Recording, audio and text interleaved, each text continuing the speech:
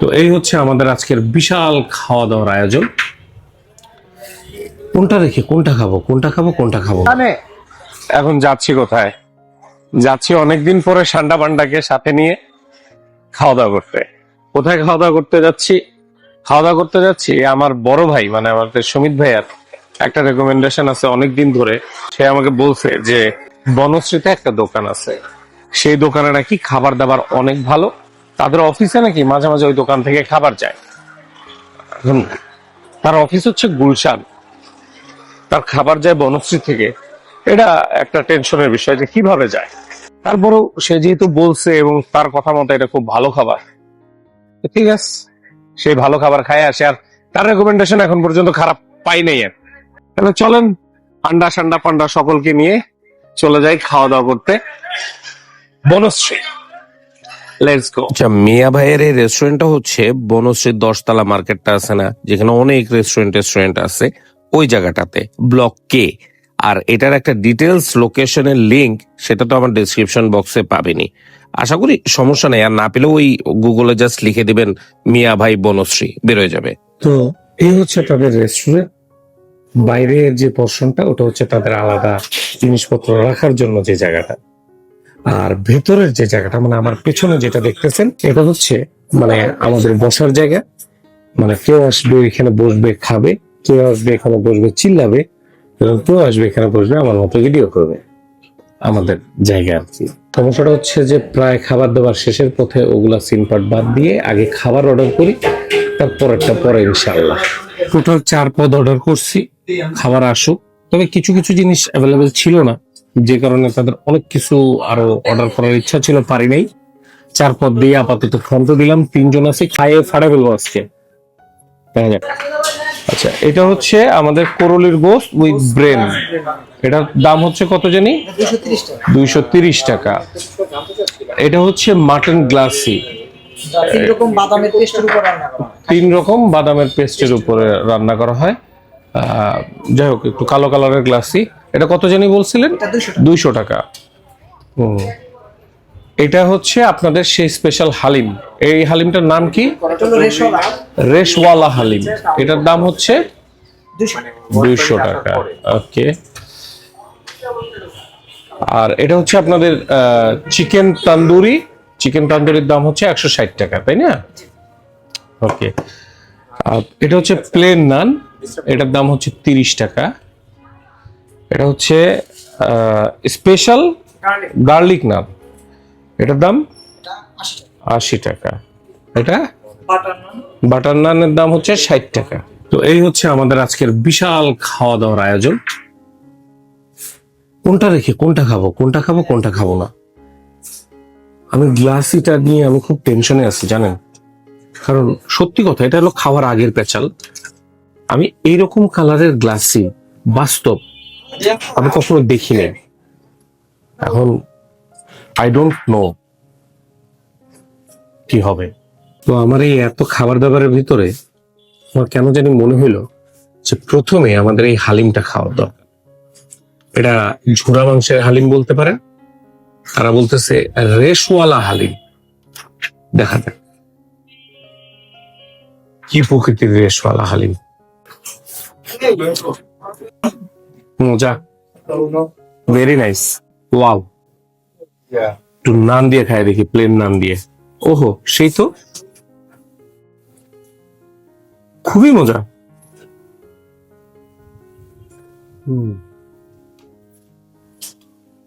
ওহো, super, very nice. টেক্সচারটা খুবই সুন্দর। আর প্রত্যেক চামচে ওই যে মাংসের যে ফিলটা, ওই জিনিসটা পাচ্ছি। আমার কাছে পার্সোনালি মানে আমি যেরকম ঝাল খাই বা আমি যেরকম মশলা খাই, তারা যেভাবে জিনিসটা বানাইছে রে ভাই, খুব মজা করে বানাইছে।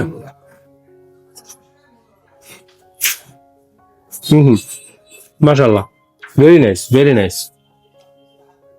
এদের এই রেশওয়ালা হালিম আবার পক্ষ থেকে 10 on 10। যদিও ভাই ঘটনা হয়েছে কি, একজন মানুষ তো আসলে এত কিছু খায় না, তারপরেও ভিডিওর সুবাদে একটু খাচ্ছি। আর এবার হচ্ছে তাদের যে চিকেন তান্দুরি, সেই চিকেন তান্দুরিটা আমার কাছে মনে হচ্ছে যে এই খাবারগুলোর সাথে এটা কি বেমানান জিনিসই নিছি কিনা। তো দেখা যাক কি অবস্থা। উপরে তেলের পরিমাণ ঠিক আছে, কিন্তু ভিতরে মনে হচ্ছে বাবা সাহারা মরুভূমি। চিকেন তন্দুরির ভিতরটা একেবারে তেমন খুব একটা পানির পরিস্থিতি খুব খারাপ দেখলাম। তন্দুরিটা একটু ড্রাই, এটা বাস্তব, কিন্তু কিন্তু তন্দুরির স্বাদটা কিন্তু ভাই খারাপ না। আর তাদের যে তন্দুরি মশলাটা কিন্তু বেশ মজা, একটু শুকনা, এটা সত্য কথা। তবে গার্লিক নানটা দিয়ে এমন না যে এটাতে আমার গার্লিক নানের ফ্লেভারটা অ্যাড করতে হবে তাইলে মজা লাগবে, বিষয়টা এরকম না। এটা এমনি মজা, মানে এমনি এটার ফ্লেভারটা সুন্দর। আচ্ছা, শুধু যদি একটু মানে কম শুকনা হতো আর কি, তাহলে মনে হয় খুব ভালো লাগতো।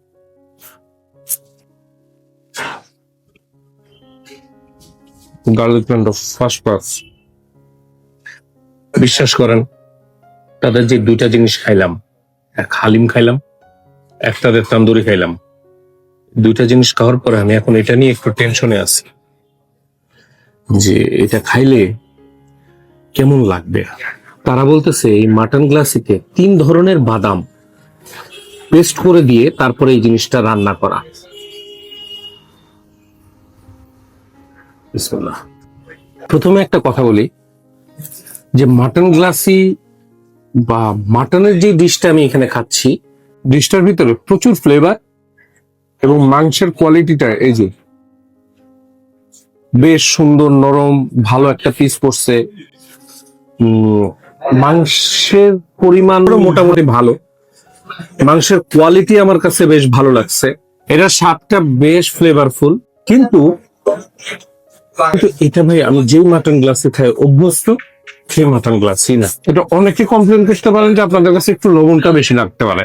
এখন এটা আজকে এরকম হয়েছে কিনা আমি জানি না, ফ্লেভারটা আমার কাছে একেবারে খারাপ লাগে না, বেশ ফ্লেভারফুল। লবণটা আমার অনুযায়ী মনে হয়েছে লবণটা আর একটু যদি কম হইতো জিনিসটা ফ্লেভারটা আরো বেশ ভালো পাওয়া যেত।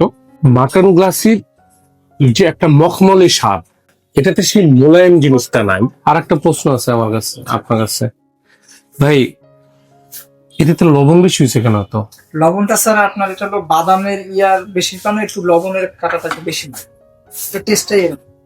টেস্টটাই লবণাক্ত, সবসময় এরকমই থাকে। গেস্ট যারা আছে তার মানে যারা আমার লেভেলের লবণ খান আর কি, তাদের কাছে জিনিসটা লবণাক্তই লাগবে, একটু বেশি লবণাক্ত লাগবে। তুই খাইছিস?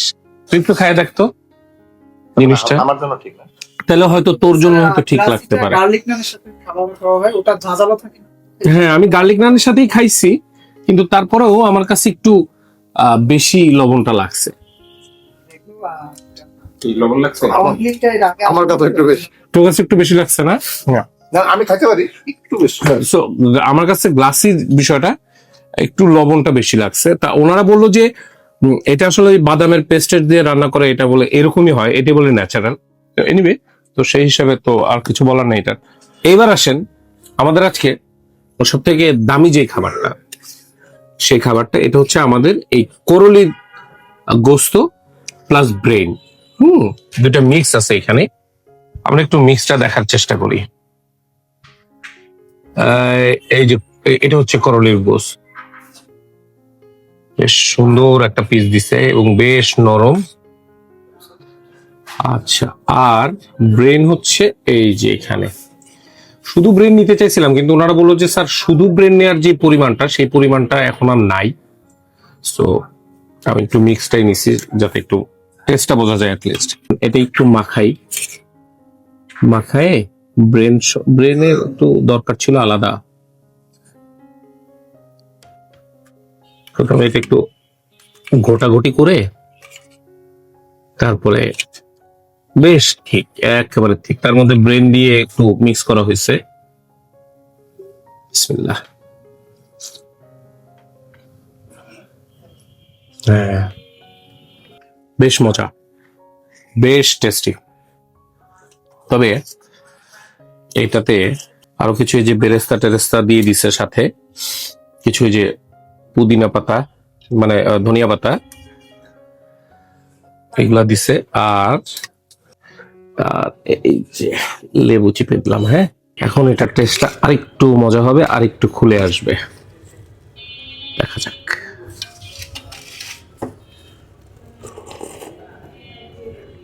ও ফার্স্ট ক্লাস। বাট এটা ঠিক যে ওই যে ঝাল বা স্পাইসের একটা বড় একটা কিক থাকে অনেক জায়গাতেই, ওই জিনিসটা নাই। বাট বেশ মজা, বেশ মজা। বাট স্টিল আপনি যদি বলেন এখন পর্যন্ত তাদের এখানে এসে আমার বেস্ট আইটেম কোনটা লাগছে, সেটা হচ্ছে তাদের হালিমটা। এখন একটু এটা দিয়ে খাই দেখি, বাটার নান দিয়ে। হ্যাঁ, ভেরি মজা। বাট নানের ভিতরে তাদের বস হচ্ছে গার্লিক। আমার আমার আমার হিসাবে আর কি, তাদের গার্লিক নানটা আর হচ্ছে তাদের যে ওই যে কি বলে ওটাকে, হালিম, ওহো, দুটো ফাটাফাটি কম্বিনেশন। একটু মাংস নিয়ে আর তার সাথে একটু ঝোল।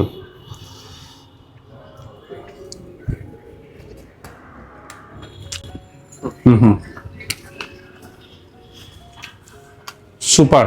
আর প্রাইসিং এর বিষয়টা যদি বলেন, যে যতগুলো আইটেম নিলাম, আমি বলবো না যে তারা খুব রিজনেবল প্রাইসে দিছে, আবার এটাও বলবো না যে তারা খুব বেশি দাম রাখছে। আমার হিসাবে প্রাইসিংটা এভারেজ লেভেল দিয়ে ঠিক আছে, একেবারে খুব বেশি খারাপ না। আর তাদের খাবারের স্বাদ, এই যে মাটন গ্লাসিতে বেশ ফ্লেভারফুল একটা খাবার এটা। বাট লবণের পরিমাণটা একটু বেশি হওয়ার কারণে আমার কাছে মনে হয়েছে যে ফ্লেভারটা ওইভাবে আমি পাচ্ছি না, কারণ লবণটা বেশি হিট করতেছে। আর একটা জিনিস, গ্লাসি এই কালারটা আমার মিলে নাই। আর বাদ বাকি যেটা করলের এটা খাইলাম, এটার যে আফটার টেস্ট একটা ঝাল ধাক্কা, বেশ ভালো লাগতেছে। হালিমটা তো বস ছিল। আর তান্দুরির ফ্লেভারটাও বেশ ভালো, জাস্ট একটু কম শুকনা। এটা হলে পরে ফার্স্ট ক্লাস লাগে। এখন আমি আবারও তো অর্ডার করছি বিফ চাপ যেটা আছে মশালা, ওটা আসুক দেখি ওটা কেমন। আচ্ছা, এইটা হচ্ছে তাদের ওই বিফ মশালা চাপ, যেটা গ্রেভি স্টাইলে রান্না করা গরুর চাপ। এটা একদম লাস্টে অর্ডার করছি, যেহেতু তাদের খাবারের এক্সপেরিয়েন্স আমাদের মোটামুটি ভালো গেছে, মতো মনে করলাম যে আর একটা অর্ডার করাই যায়। তার সাথে 2টা গার্লিক নান দিছে, কারণ এখানে করলিটা এখানে বেঁচে আছে। আবার এটাও নিলাম, শেষ তো করে যেতে হবে, তাই না? তাদের গ্রেভিটা আগে একটু খাই দেখি।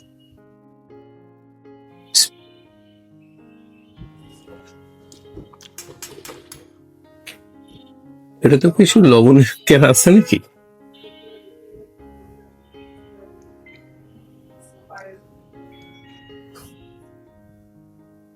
লবণ বেশি তো, দেখতো দেখি আমার কাছে লাগতেছে বেশি না লবণ।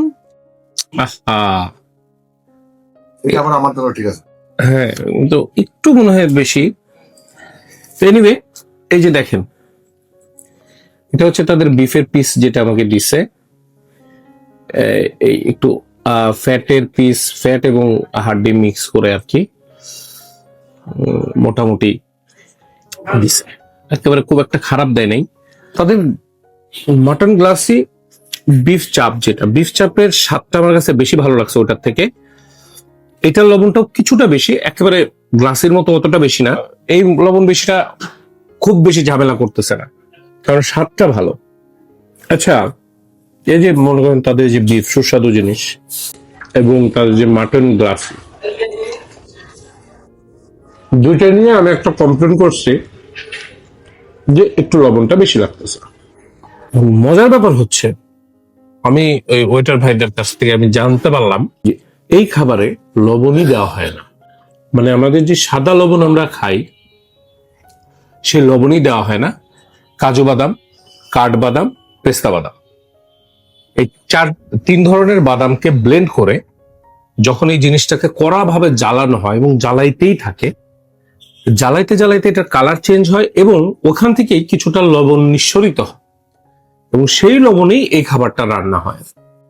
এখন এই বিষয়টা সম্পর্কে আমার ধারণাটা বাস্তবিক খুবই কম। এটা আমি আসলে বলতে পারবো না, কারণ বাদাম থেকে এত পরিমাণ লবণ বেরোচ্ছে যে আমার কাছে লবণটা বেশি লাগা শুরু করছে। বিষয়টা একটু অবাক হয়েছি। এভাবেই অভিজ্ঞতা বাড়ে, তাই না? এভাবেই অভিজ্ঞতা বাড়ে। এই সম্পর্কে যদি আপনাদের কিছু আইডিয়া থাকে অবশ্যই আমার সাথে শেয়ার করতে পারেন। তো এই ছিল আমাদের আজকের মিয়া ভাইয়ের এক্সপেরিয়েন্স। এদের হালিমটা ওহো ভেরি নাইস, একদম মুখে লাগিয়ে থাকার মতো হালিম লাগছে আমার কাছে। করলির গোস্তটাও আমার কাছে বেশ মজা লাগছে। আচ্ছা, একটা মজার ব্যাপার বলি, সেটা হচ্ছে যে তাদের যে গ্লাসিটা এবং যে বিফের ওই ব্যাপারটা একটু লবণ যে বেশি লাগলো, এদের মাংসে কিন্তু লবণ কম, গ্রেভিটাতে কিন্তু লবণ বেশি। লবণটা বেশি লাগছে শুধু গ্রেভিতে, তাছাড়া মাংসের টেস্ট কিন্তু দুইটারই ভালো লাগছে। বাট গ্লাসি তো বলছি আমার এক্সপিরিয়েন্স।